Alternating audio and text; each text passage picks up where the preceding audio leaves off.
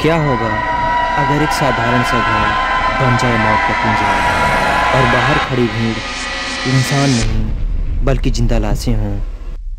1968 की एक फिल्म ने ऐसा ही खौफ पैदा किया जिसने हॉरर सिनेमा को हमेशा के लिए बदल दिया। नमस्कार दोस्तों, यह पहली रियल जॉम्बी हॉरर मूवी। इस फिल्म ने आने वाली अनेक फिल्मों को जॉम्बी हॉरर के लिए प्रेरित किया। कहानी शुरू होती है एक शांत कब्रिस्तान से। बारबरा और उसका भाई जानी अपनी माँ की कब्र पर फूल चढ़ाने आते हैं, लेकिन अचानक एक अजीब सा आदमी उनकी तरफ बढ़ता है और फिर वो पलटकर जानी पर हमला कर देता है। बारबरा जैसे जैसे भागती है, वो कार में बैठकर भागने की कोशिश करती है, लेकिन वो अजीब सा आदमी यहाँ भी आ जाता है। उसके साथ काफ़ी जद्दोजहद होती है।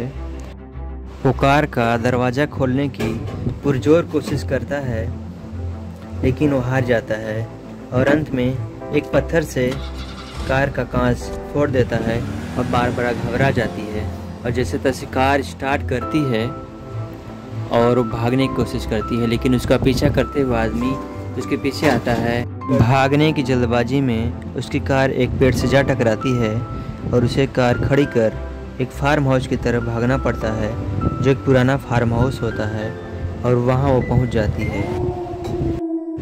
यहाँ से शुरू होने वाला था असली खौफ। उसके साथ और भी जिंदा लाशें फार्म हाउस तक पहुँचाती हैं। उसी वक्त इस कहानी का असली हीरो एंट्री करता है, बेन। बेन एक बहादुर इंसान है जो फार्म हाउस को और लोगों को उन ज़ॉम्बी से सुरक्षित रखने की कोशिश करता है। बेन के आते ही उसकी हाथापाई दो ज़ॉम्बी से हो जाती है, लेकिन वो उन्हें धराशायी कर देता है, उन्हें ख़त्म कर देता है।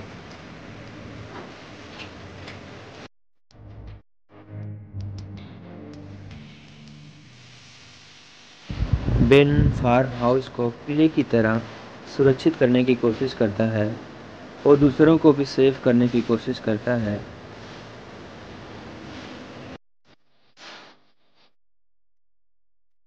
बाहर से और भी जिंदा लाशें फार्म हाउस की तरफ बढ़ने लगती हैं। बेन दूसरों को भी सेव करने की कोशिश करता है और धीरे धीरे घर के बेसमेंट में छुपे और भी लोग बाहर निकलते हैं, लेकिन हर कोई अपने अपने डर और लालच में फंसा है। जिंदा लाशों से भी ज़्यादा डरावनी चीज़ थी इंसानों की आपसी लड़ाई।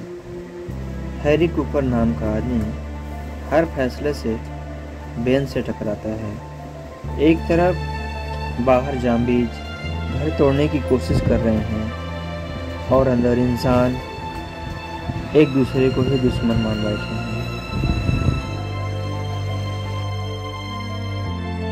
हैं। बेन और बेसमेंट के दो लोग मदद के लिए कार से बाहर जाते हैं और गलती से कार में आग लग जाती है, जिससे कार विस्फोट हो जाती है और दो लोग जिंदा झुलस जाते हैं। बेन यह देखकर शॉक हो जाता है। बेन पूरी रात ज़ॉम्बी से लड़ता है और उनसे अपना पीछा छुड़ाने की कोशिश करता है, क्योंकि वो भी बाहर ही होता है, और फार्म हाउस की तरफ भागता है।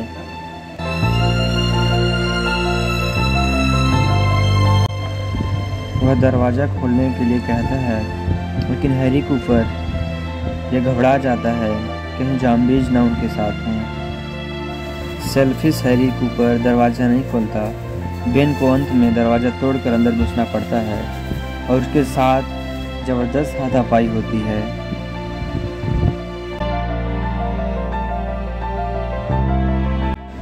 फार्म हाउस के अंदर इंसानों की आपसी लड़ाई चल रही होती है। बाहर ज़ॉम्बीज ताक लगाए बैठे हैं कि घर में कैसे घुसा जाए।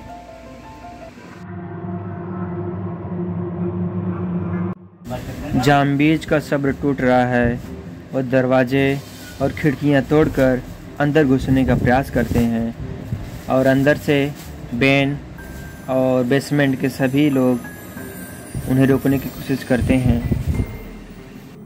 बेन कूपर से हेल्प मांगता है लेकिन कूपर देखता रह जाता है और बेन की बंदूक उठाकर वह उसे ही धमकाने लगता है।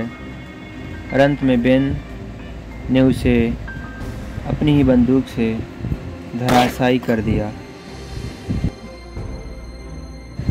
बेसमेंट के अंदर पहले से मरे कुछ लोग भी अब ज़ॉम्बीज बन चुके होते हैं जो एक दूसरे पर हमला शुरू कर देते हैं और इस हमले में कई लोग मारे भी जाते हैं।